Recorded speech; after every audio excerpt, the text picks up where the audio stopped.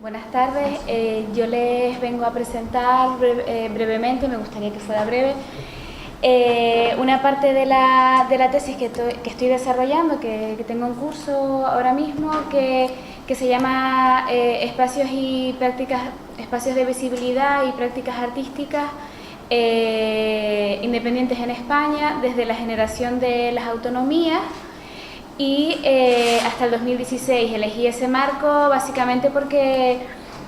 es un ámbito de estudio que es bastante farragoso, sobre todo en relación a que se constituya en un marco fijo, ¿no? Porque, bueno, al fin y al cabo lo que estoy estudiando son una serie de prácticas artísticas al margen de las instituciones y espacios independientes que parten de la autogestión o de diferentes formas de generación de contenidos culturales. Entonces, mi director de tesis es don Carmelo Vera de la Rosa, que es fundamental, y bueno, lo que les vengo a traer es un epígrafe de la tesis, porque realmente el concepto de ciudadanía en las prácticas artísticas independientes es clave, sobre todo porque de alguna forma en diferentes espacios temporales en la historia del arte en España y a nivel global se van dando diferentes ímpetus entre los artistas y entre todo el tejido cultural en el que se quiere conectar con la ciudadanía por diferentes cuestiones, por cuestiones económicas no, o sea, por cuestiones políticas o de eventos sociales. Y bueno, aunque a lo largo de la tesis voy a ir relatando, sobre todo desde el 79 a esta parte, lo interesante es algo que a todos nos viene como, o sea, nos toca de cerca y que es muy cercano y que produce muchísima controversia, ¿no? Entonces, el concepto de ciudadanía en el marco de la tesis es importantísimo porque realmente es hacia el sujeto hacia el que va dirigida pues toda una serie de prácticas artísticas. En este sentido, las prácticas culturales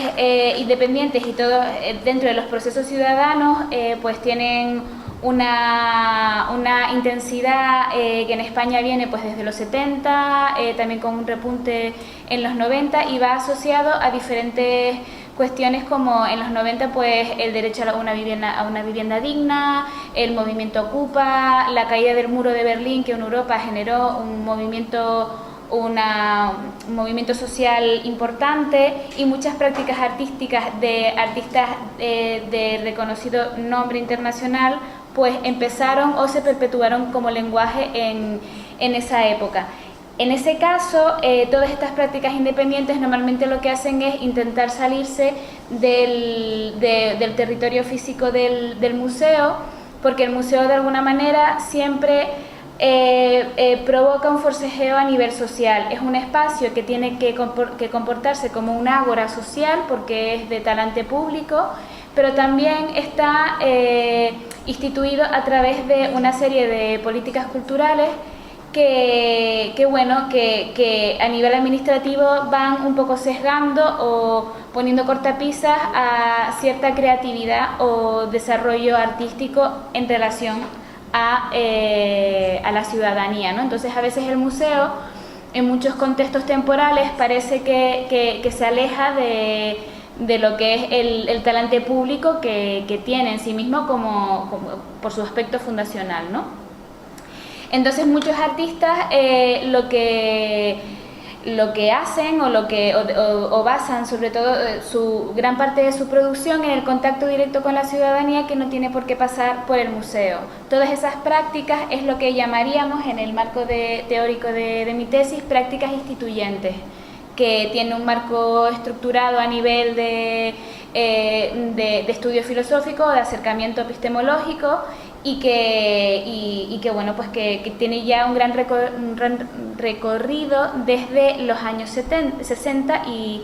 70. Pero vamos, no les voy a cansar demasiado con esto y sin ver imágenes, que no es cuestión. Entonces, el marco temporal que he elegido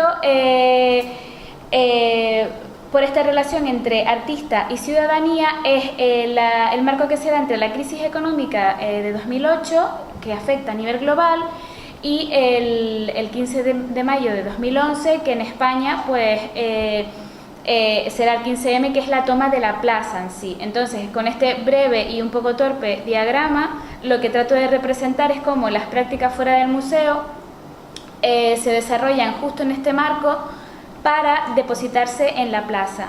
Entonces, hay un paradigma muy interesante porque, bueno, el 15M,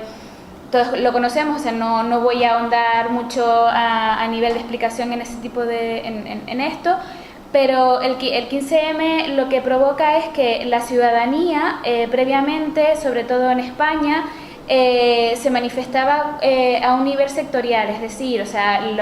el sector minero protestaba, el sector sanitario protestaba, habían huelgas de trabajadores del aeropuerto o de diferentes cuestiones profesionales, ¿no? O de repente, pues, movimientos feministas no estaban del todo apoyados por un ímpetu social grandilocuente, porque realmente eran como pequeños hitos que se iban generando, pero que no eran a nivel de volumen social muy grande, ¿no? Entonces lo que pasa en el 15M es que con el crack económico de 2008 que afecta a nivel global, la mala praxis de la institución política, el salvar a los bancos, o sea, no me voy a meter en cuestiones económicas porque si no esto se convierte como una discusión de una dialéctica pues que se va de madre de la investigación, pero vamos, el 15M a nivel global en España se toma como la primera vez en este siglo en el que la ciudadanía o sea, está tocada por todos los ámbitos, es decir, la misma queja tiene un médico que un obrero, que un estudiante, o sea, no fue el mayo del 68, porque el mayo del 68 fue un movimiento estudiantil que culturalmente nos ha atravesado a todos, pero no fue tan grandilocuente, ¿no? Entonces, el 15M incluso se puede estudiar a nivel de arquitectura, recibió un premio a nivel europeo, un premio no, una mención si no me equivoco, pero a mí sobre todo me interesa a niveles organizativos, a niveles ciudadanos y cómo se insertan las prácticas artísticas justo en este meollo. Aquí hay un plano de la toma de la plaza del 15M en la que se ve que la ciudadanía llegó a gestionarse absolutamente sola y empezó a desarrollar una suerte de urbanismo en torno a la plaza con diferentes partes, con una biblioteca, con calles que la circundaban, con una tienda, con una tienda de víveres, o sea, como de intercambio de víveres, un espacio de primeros auxilios y demás dependencias que un poco son como la réplica de una ciudad como en pequeñito, ¿no? A ese nivel, a nivel como estético, lo que se llamaría luego la estética del 15M, fue muy interesante porque toda este medio como farragoso a nivel visual, a nivel artístico, es muy interesante porque parte como una especie de collage contrahegemónico, ¿no? Y entonces, aquí lo que ha hecho la ciudadanía y lo que han hecho los artistas está totalmente contaminado, y eso es muy interesante en términos de mi tesis. Aquí ven que habían estructuras que eran casi no solo efímeras como la tienda de campaña, sino habían estructuras muchísimo más elaboradas, y lo que les pongo aquí, que puede ser, si quitamos el césped que está alrededor de la biblioteca, lo podemos confundir con la biblioteca del 15M, y esto es una instalación artística de Thomas Hirsrom, que es un artista austríaco que bueno, se especializa en el arte relacional, entre comillas, y lo que ha hecho aquí es un museo en un barrio en Francia, que tuvo exposiciones itinerantes con artistas como Duchamp, o sea, no estamos hablando de generar un tipo de cultura para la élite y un tipo de cultura para el pueblo, entre comillas, llano, no, o sea, es cultura en toda su extensión. Entonces, a nivel de estética, pues muchas tomas de plazas a nivel global tenían que ver con este tipo de estructura, que es muy ¿cómo decirlo? activa, o sea, como muy fluida, ¿no? Y a ese nivel el tratamiento con los artistas fue muy interesante. Solo voy a traer dos aspectos que son los que me va a dar tiempo de hablar. La fundación de CERREC. CERREC, a través de el 15M se estructuraba a través de asambleas, ¿no? Vale, pues habían diferentes comisiones, comisión de cultura, comisión de política, o sea, había como muchas ramas. Y CERREC fue una asociación que es el acrónimo de crear es resistir, resistir es crear, que eran artistas, no solo artistas, sino muchos agentes del tejido cultural a nivel estatal. Se unieron bajo este acrónimo y empezaron a generar cartelería de difusión gratuita para que la ciudadanía lo imprimiera y lo usara en las manifestaciones. Estas son de PCJM, un colectivo canario que ahora viven aquí en Las Palmas de Gran Canaria. Esta es de Tono Carbajo. Luego, todo esto posibilitó que muchas prácticas se vieran como influenciadas por lo que había pasado en el 15M. Esta es Nuria Güell, es una artista muy interesante que lo que ven aquí es la constitución de una cooperativa, y lo que ven al lado es la exposición en la que hay una puerta, la constitución de la cooperativa y un señor desalojado que había, o sea, un albañil que habían desalojado. Y lo que hace ella es, a través de esa cooperativa hecha por gente insolvente, lo contratan para abrir las casas expropiadas por los bancos. Entonces ella se mueve en esa especie como de lenguaje difuso y gris en el que respeta la norma, pero la acción es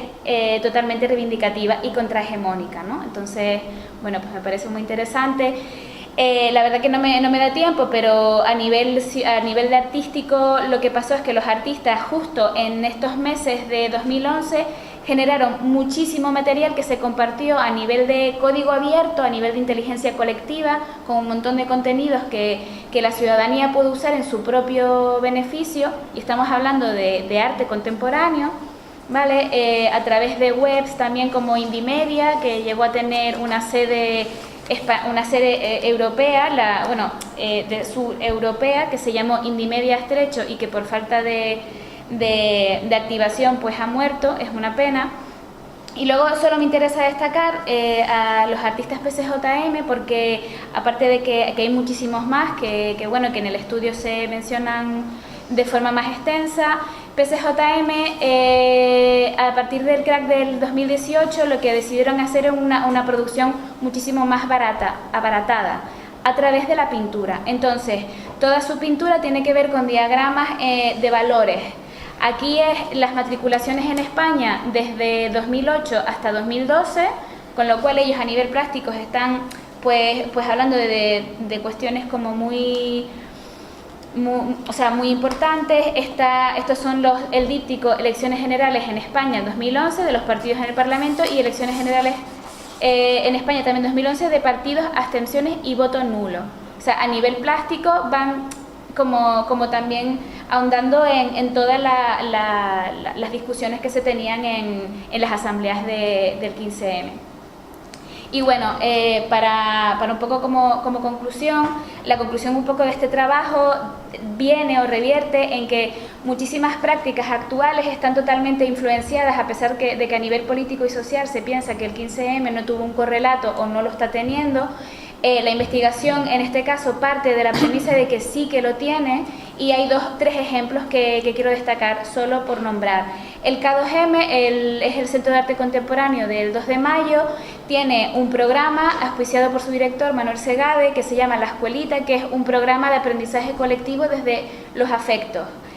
Son programas que a nivel de desarrollo teórico son de alto nivel, pero que se basan en dinámicas que no tienen que ver directamente con lo académico. O el Centro Huarte en España, que es el primer ejemplo en España de centro de arte contemporáneo gestionado de forma colectiva, en este caso por 4 mujeres. Y para acabar, un ejemplo que tienen aquí muy cercano es la olla horizontal, que es un proyecto de participación ciudadana de PCJM, muy interesante porque ellos llegaron aquí desde Berlín y encontraron una interlocución que deviene directamente de todo el proceso que ocurrió a partir del 15M. Es decir, un cambio político real que ahora puede no llegar a perpetuarse, obviamente, pero que es posible. Este es el logo de la olla horizontal. La olla horizontal es un proyecto que se desarrolló en la Olla de la Plata, el barrio, y fue un proceso ciudadano total en el que hubo una consulta ciudadana en la que barrial, porque son para las personas del barrio, en la que se le preguntó al ciudadano qué es lo que necesitaba. Pues lo que necesitaba al final era organizarse. Y lo que hizo la asamblea, la asociación de vecinos fue cambiar el nombre a la olla horizontal, coger el logo del proyecto que realizó PCJM, y PCJM lo que hicieron fue darle herramientas de comunicación en abierto, un grupo de Facebook, un grupo de WhatsApp, que dicho así de forma rápida puede parecer que es una cosa anodina, pero es muy interesante porque la asociación de vecinos ha pasado de ser de 10 miembros a 200 y están activos. Y me parece interesante como conclusión. No me ha dado tiempo de mucho.